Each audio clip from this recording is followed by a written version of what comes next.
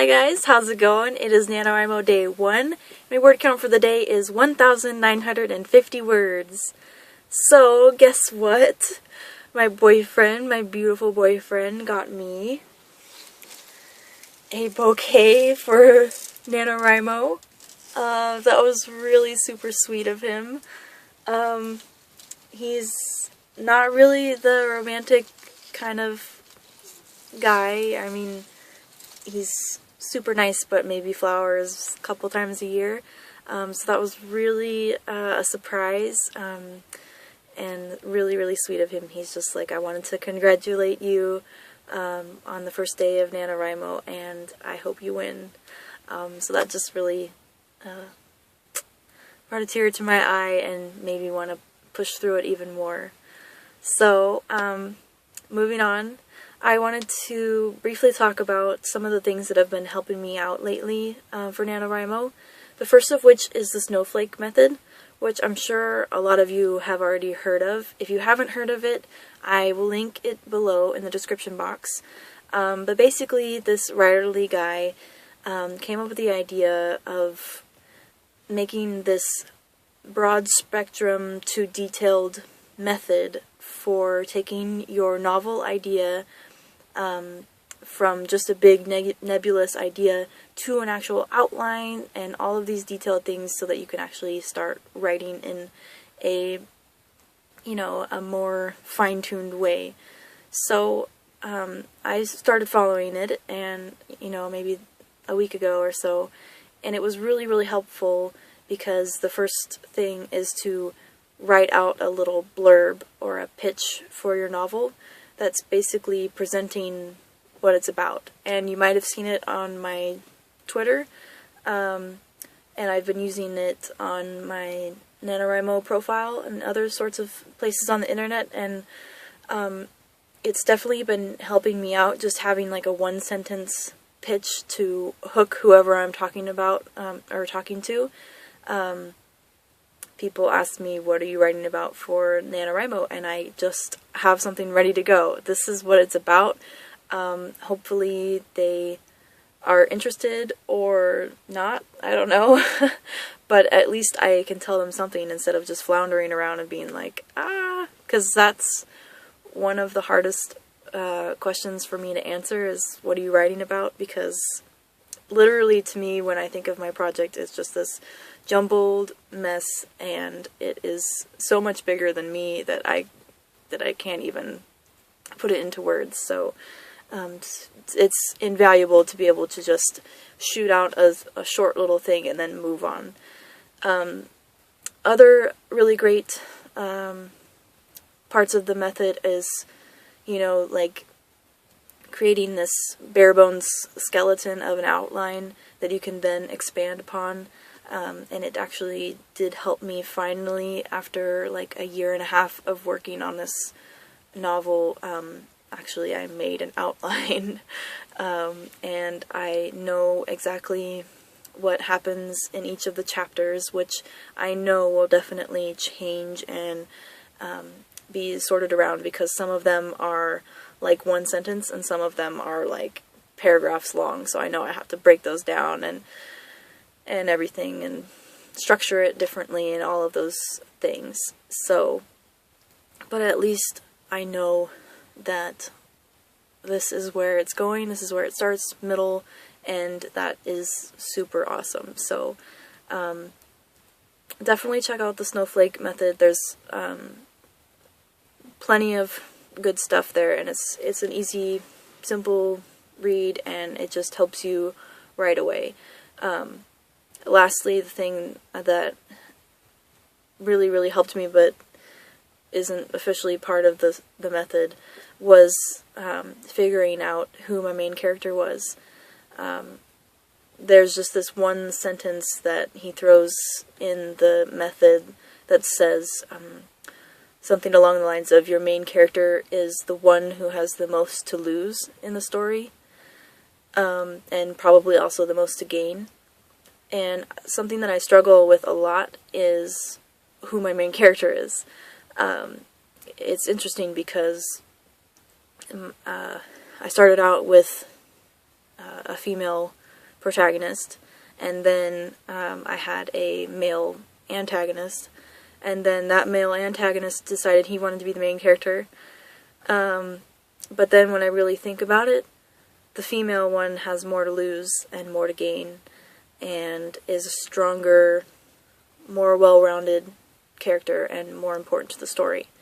So I'm actually playing around with dual points of view, and I might do like a chapter for Adley, the female, and then a chapter for Daya, the male. You know, flip-flop, flip-flop. Or, and tell me what you think about this, because this is what I'm thinking about.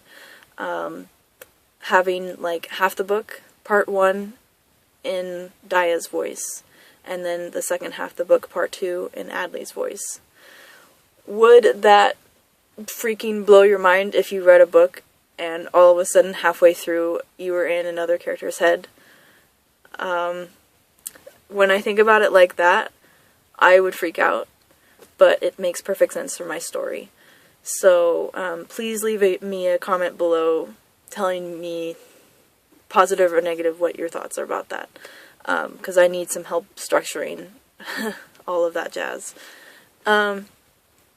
Anyways, the second thing that's been helping me out lately are some character sheets. I call them character studies because I'm an anthropology major. I love culture and people and different stuff like that, and I also really like psychology, and you know, mental illness and stuff is really interesting to me. So studying a character and looking at them from the background of as like the outside in, like observing them and their quirks and what makes them tick and their abnormalities and their flaws and all of that stuff is super interesting.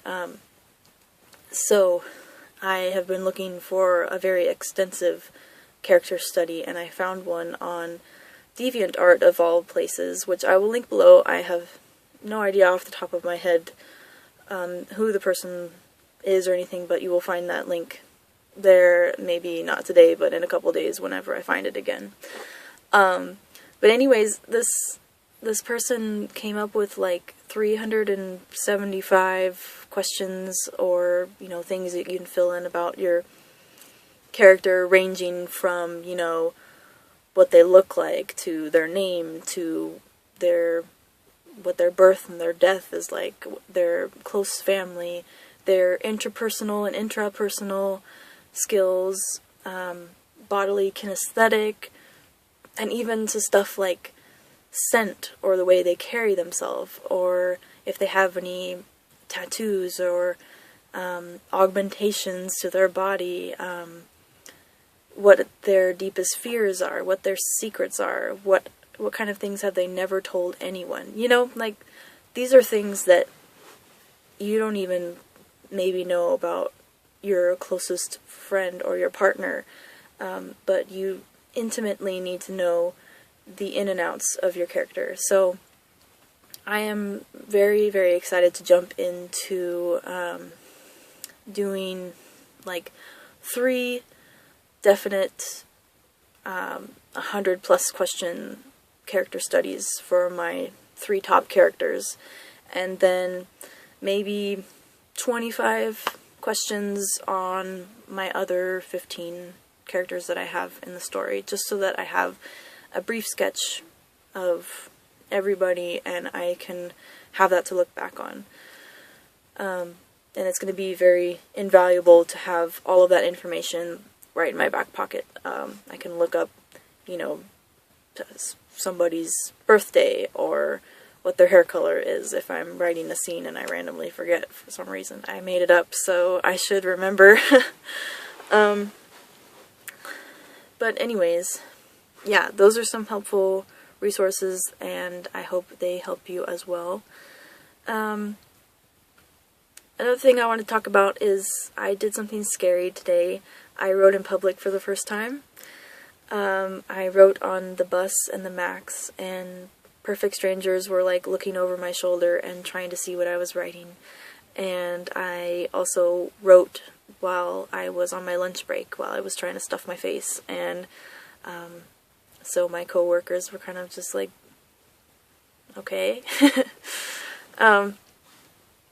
But I mean, I have to become more comfortable being myself and doing what I'm doing.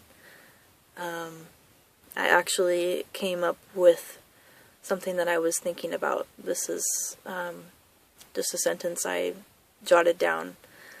The greatest disservice you could do to yourself would be to doubt your own value or worth. That is just an epic way to say that you should like yourself, you should love yourself, you should value yourself. You know, that old saying that everybody's always thinking of themselves more than they are of you. It's definitely true. Everybody is so wrapped up in themselves, so why would you think that they're even giving a second thought to you? I just need to become more comfortable in my own skin so that, you know, I can just flop around and be comfortable and just write and be crazy even if I'm in a public place, you know? I don't know, I'm not saying this very well, but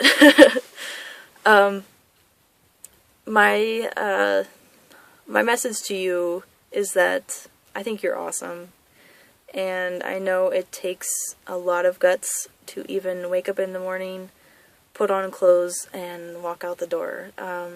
It's definitely hard for me to go to work and put myself out there and look people in the eye and, you know, say hi to strangers or be comfortable enough to, you know, write in public or wear headphones and hum along or whatever it is that you do. I hope you just do it because it makes you happy, and I think that you are a badass for trying to write a novel in 30 days, and even though I'm a little biased because I'm doing it too, if I met you on the street, I would ask you how you're doing and what you're up to this month and be totally impressed.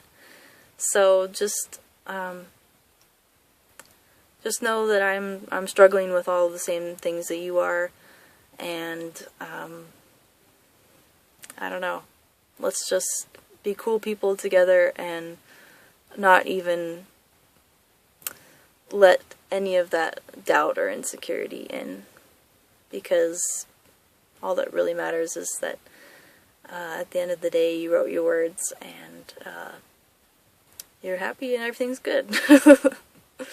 Anyways, I'll wrap this up. I will see you guys tomorrow. Bye!